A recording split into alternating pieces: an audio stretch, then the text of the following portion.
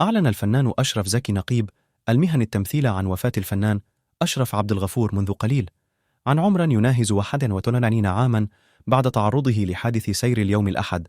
وأضاف أشرف زكي في تصريحات للمصري اليوم إن الحادث كان منذ قليل، وهو حاليا في مستشفى الشيخ زايد. يذكر أن الراحل أشرف عبد الغفور هو والد النجمة ريهام عبد الغفور، وقدم آخر أعماله مسلسل رشيد في رمضان الماضي من بطولة محمد ممدوح ونجلته النجمة ريهام عبد الغفور وإخراج مي ممدوح.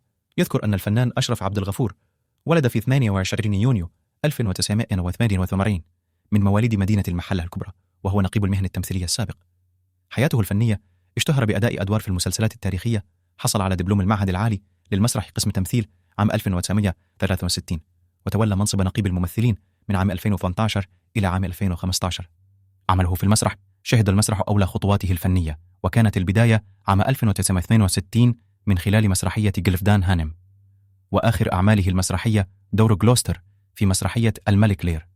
عام 2008 بطولة يحيى الفخراني وإخراج أحمد عبد الحليم، وترجمة الدكتورة فاطمة موسى عن رواية الأديب العالمي شكسبير.